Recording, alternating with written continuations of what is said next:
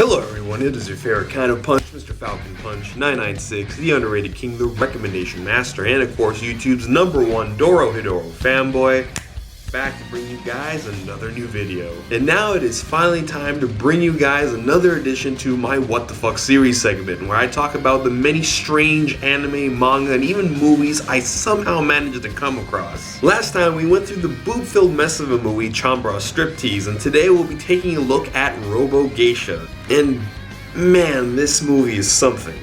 Oh no! Oh my god! What the fuck?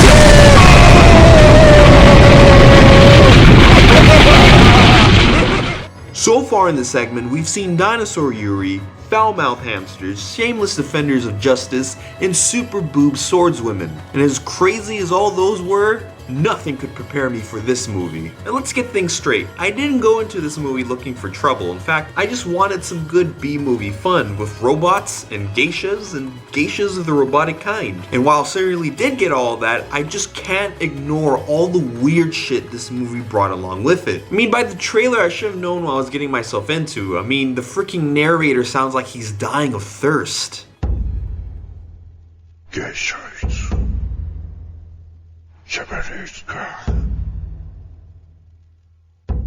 Geisha voodoo. Geisha is wife. Geisha is what? Geez, someone get this guy a cup of water or something. But after that trailer, something just compelled me to watch this movie. And so I did. And well, seeing how this movie's on this segment and not some sort of review or recommendation, you could pretty much guess how this movie turned out. So that's enough stalling, let's jump into this movie.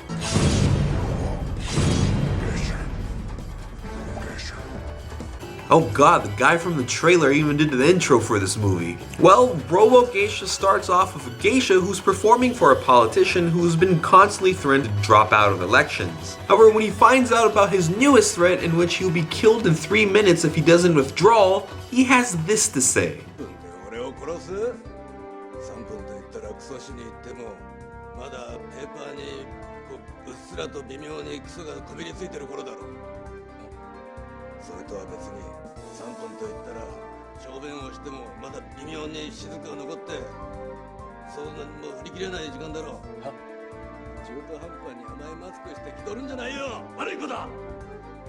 There's something severely wrong with that logic right there. And as you guys could tell, this politician just doesn't give a shit and orders his men to leave him with his beloved geisha, who he plans to make his, sugar mama?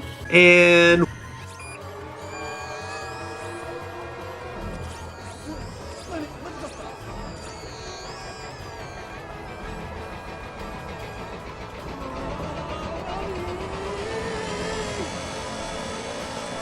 what the fuck was that? Now, as an anime fan, I've seen my fair share of overreactions to boob grabs, but this takes the fucking cake. However, shit's about to get weirder as the geisha opens up, unleashing a Tengu woman, and then another Tengu woman, who I'll just let introduce themselves.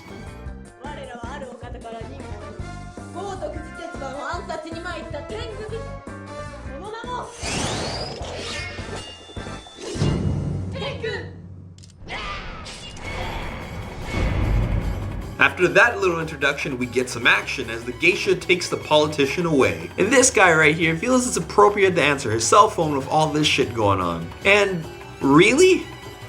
Fucking really? Damn, this guy needs to find some better bodyguards because they're just getting destroyed right here. However, it's not too long till the Tengun get the best of the bodyguards with this brutally weird slaughter.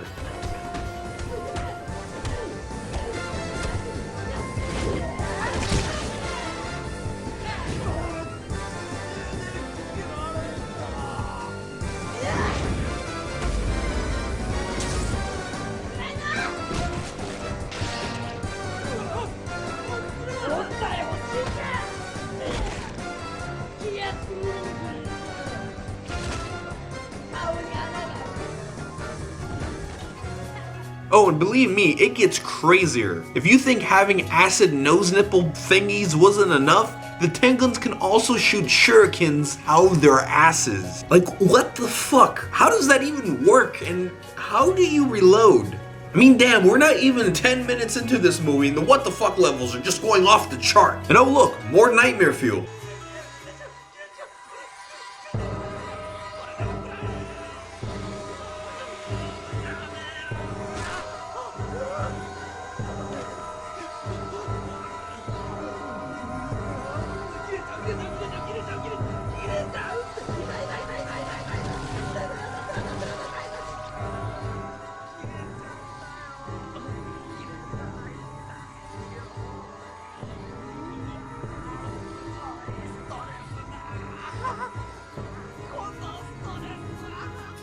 Bro, I'm pretty sure stress is the last thing you should be feeling right now.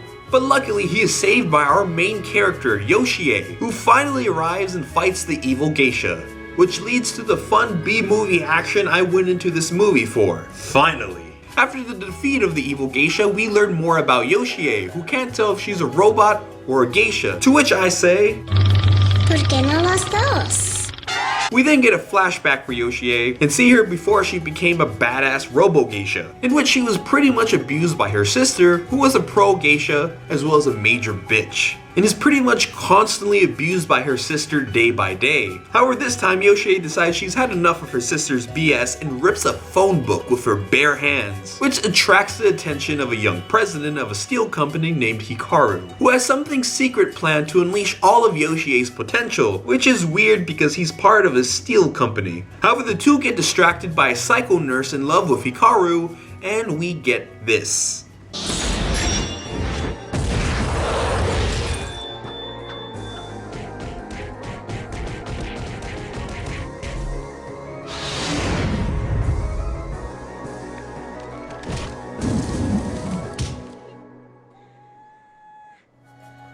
Embarrassed by her ass-kicking ability, Yoshie runs off. However, the yandere nurse is still conscious and goes ahead and chokes Hikaru, and oh god, he's helping the nurse choke him. However, we later find out that Tengen are working for Hikaru, who he tells to get rid of the nurse with one of the most disturbing attack moves ever.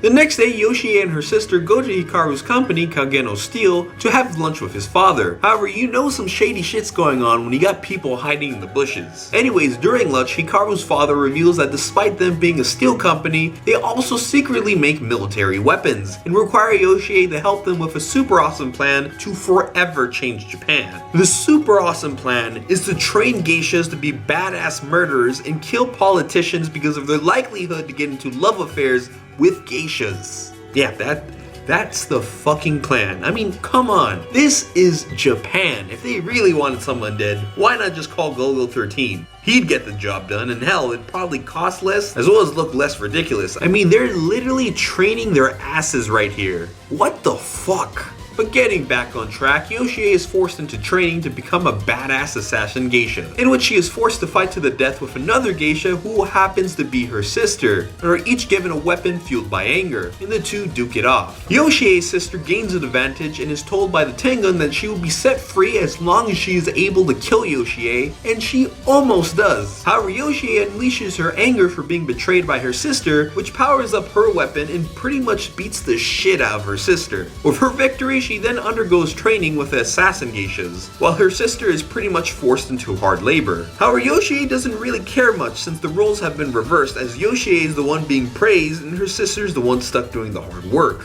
Yoshie then continues her training as well as getting used to the life of an assassin geisha. However, Yoshie's sister soon upgrades her body and slowly moves up the ranks as she later becomes a sort of executioner for the geishas who betray the program, such as this one who just pulls a gun out of nowhere. Speaking of guns, holy shit, the assassin geishas have terrible aim. Now, I'm not much of a marksman, but how the fuck do you miss this many times at such a close range? However, Yoshie's sister walks up into the scene with her newly upgraded body and shows off her machine gun boobs. Yes, machine gun boobs. Seeing the power of her sister's new body, Yoshie then asks Hikaru for a mechanical body. However, instead of machine gun boobs, she gets armpit blades. You know what, at this point, why the fuck not? And you know what? It may have been better than getting machine gun boobs, considering they still can't fucking aim. Like, for real, is it that hard to hit a target? We then get a fight, and like most things in this movie, shit just escalates quickly as two geishas are taken out pretty brutally, especially this one who gets stabbed in the ass. Now that's one serious case of anal penetration. Meanwhile, Yoshie and her sister are the only ones left standing and finally decide to kick some ass with killer socks. Yeah, they're called killer socks. And oh look, more ass shurikens. However, Yoshie's sister is severely damaged by some, I really don't know what to call this thing. The trailer called them robot samurais, but if they're samurais, why do they have claws? Also, really? A super enhanced robotic assassin geisha with machine gun boobs gets super damaged by a quick swipe to the gut from one of these samurai robots. Fucking bullshit. We then come back to the Assassin Geisha HQ where Hikaru tells Yoshie she's ready to become a Tengun, which I'm assuming is a level up from an Assassin Geisha the movie really never bothered to explain. Yoshie then goes back and checks up on her sister and they have a sort of bonding moment. Well, kind of. Yoshie is then deployed as a lone assassin and oh boy, this guy right here must be swimming in women with this line.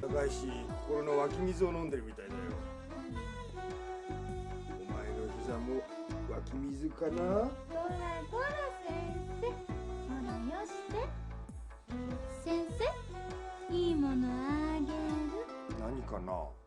口開けて。こう。はい。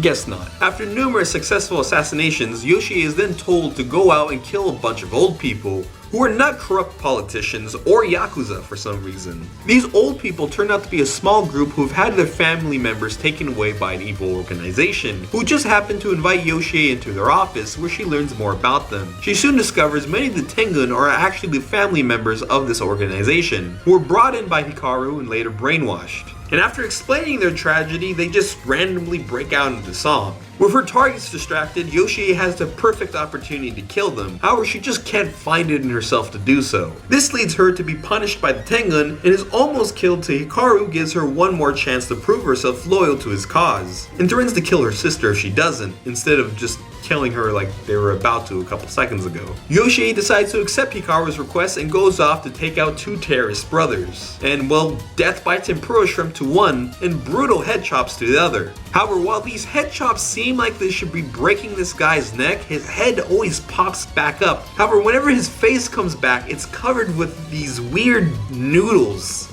I honestly have no fucking idea what they are, but it's pretty damn gross. However, the brother with the shrimp in his eyes had a bomb on his stomach, which is later revealed because Hikaru planned to kill Yoshie from the beginning of their deal, which is kind of stupid because he could have done that anyways back in the HQ. And instead of, I don't know, running away, Yoshie just stands there until the bomb goes off. Thinking she's dead, Hikaru goes off and makes more robotic adjustments to Yoshie's sister, making her more loyal to him. We then cut back to Yoshie, who barely survived the blast, losing her legs and passes out in the street. Luckily for Yoshie, the old people from earlier pick her up and give her mechanical legs. Wanting to get their relatives back, the old people decide to have one last stand against Kangano Steel, but Yoshie tries stopping them, saying it's suicide, but they shut her down and march off to Kangano Steel. And damn, these guys are serious.